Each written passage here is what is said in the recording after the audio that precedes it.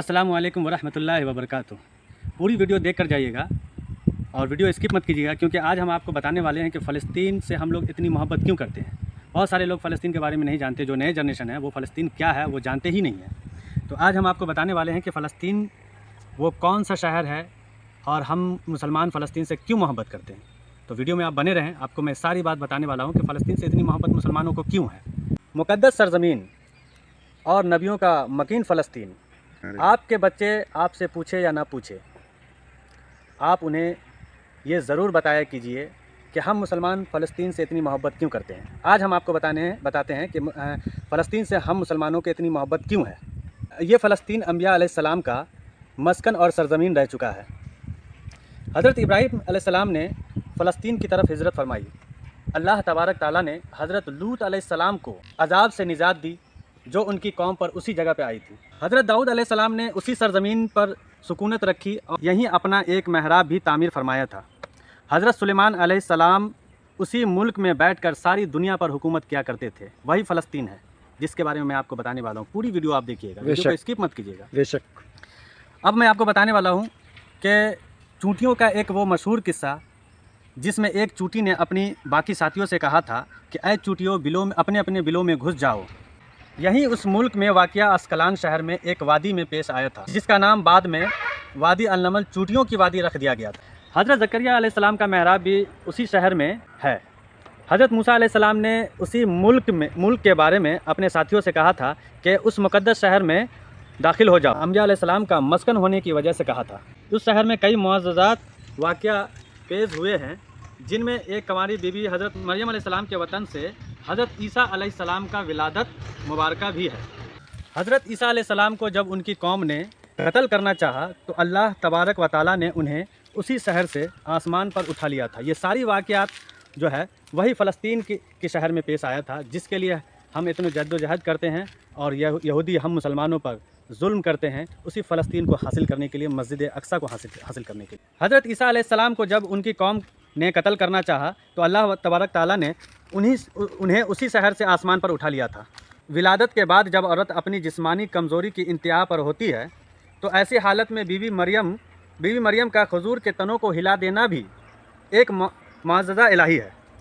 क़यामत के अलामात में से एक हज़रत ईसा अलैहिस्सलाम का ज़मीन पर वापस तशरीफ़ उसी शहर के मकाम सफ़ेद मीनार के पास होगा। ध्यान से सुनिए मैंने क्या कहा।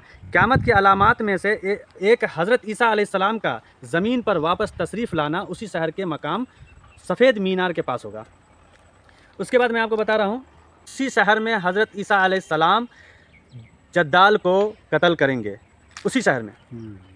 और उसी शहर से ही याजूज माजूज का ज़मीन में कताल और फसाद का काम शुरू होगा, उसी शहर से, जिस शहर के लिए आज हम लोग जद्दोजहद कर रहे हैं।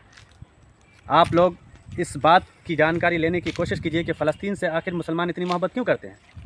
क्या आप नहीं चाहते हैं कि जिस मुबारका मस्जिद में मोहम्मद सल्लल्लाहु अलैहि वसल्लम ने कदम रखा और उसमें नमाज़ पढ़ाई, क्या उस मस्जिद अक्सा को हम छोड़ देंगे? क्या उस मस्जिद अक्सा के लिए हम अपनी जान को निछावर नहीं कर सकते हैं?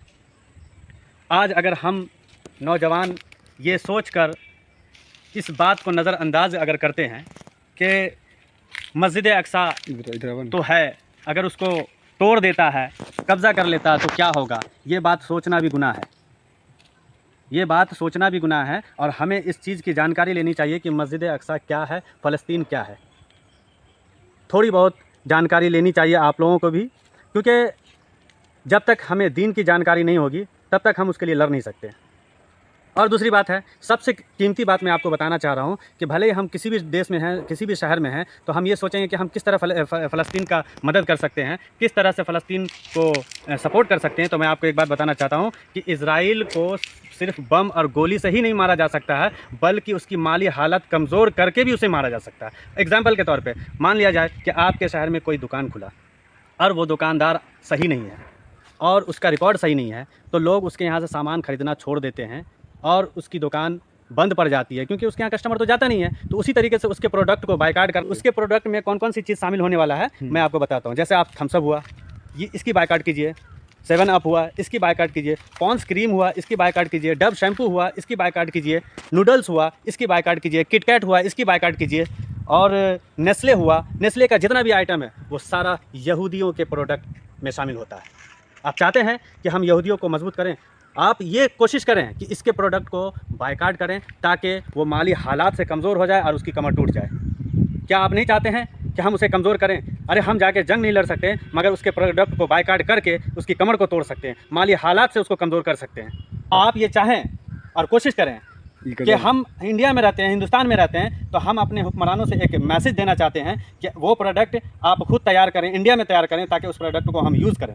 تو آج سے آپ یہ عہد کر لیں، قسم کھا لیں کہ ہمیں یہودیوں کا ایک بھی پروڈکٹ یوز نہیں کرنا، چاہے وہ تھمس اپ ہو، چاہے وہ 7 اپ ہو، چاہے پونس کریم ہو، ڈیو شیمپو ہو، نیسلے ہو، کٹ کیٹ ہو، کوئی بھی پروڈکٹ ہو، فیئر اینڈ لولی تک ہمیں یوز نہیں کرنا ہے۔ تو ہم یہی میسج دینا چاہتے ہیں آپ لوگوں کو کہ کب تک ہم لوگ ٹک ٹاک بنا کر اپنی زندگی کو گزارتے رہیں گے؟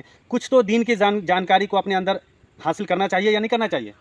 مانتے ہیں کہ ہم اسکول میں پڑھتے ہیں، اسکول میں دین کی پڑھائی نہیں ہوتی ہے، پہلے والی بات بھی نہیں ہے کہ مدرسے میں لوگ اپنے بچوں کو داخل کیا کرتے تھے، مگر یہ جان لینا ضروری ہے کہ جس طرح سے ہمارے قوم پر حملہ کیا جاتا ہے اس کے ذمہ دار ہم مسلمان ہیں، کیونکہ ہم مسلمان جانتے ہی نہیں ہیں کہ ہمیں کیسے لڑنا ہے۔ آج یہودی محمد صلی اللہ علیہ وسلم کی بات کو فالو کر کے، محمد صلی اللہ علیہ وسلم کی حدیث کو فالو کر کے آج وہ کامیاب بن رہا ہے، مگر ہم مسلمان آج محمد صلی اللہ علیہ وسلم کی حدیث کو نہ پڑھ کے، نہ سن کے آج ہم برباد ہو رہے ہیں، کیونکہ ہم صرف نام کے مسلمان رہ گئے ہیں۔ ہمیں جد و جہد کرنا چاہیے، ہمیں حدیث کو سننا چاہیے، حدیث کو پڑھنا چاہیے۔ آنے والا ٹائم اس سے بھی خراب آنے والا ہے۔ اگر آج ہم مسجد اقصیٰ کے لیے آواز نہیں اٹھائیں گے، مسجد اقصیٰ کے لیے لڑیں گے نہیں، تو کل کو آج مسجد اقصیٰ پر حکومت کرے گا آ کے، کل کو سعودی عرب میں گھس کر مکہ پر حکومت کرے گا وہ۔ کیا آپ چاہتے ہیں مکہ اور مسجد اقصیٰ پر وہ حکومت کرے؟ نہیں، اس کی کمر توڑنی ہے، اسے جڑ سے مٹانا ہے، یہودیوں کا نام و نشان مٹا دینا ہے۔ اور ویسے اللہ کا وعدہ ہے کہ ایک نہ ایک دن پوری دنیا پہ مسلمان حکومت ہوگا، پوری دنیا اسلام قبول کرے گی انشاءاللہ۔ آپ لوگوں نے ہٹلر کا نام تو ضرور سنا ہوگا۔ ہٹلر ایک ایسا شخص تھا جو یہودیوں کو بہت ہی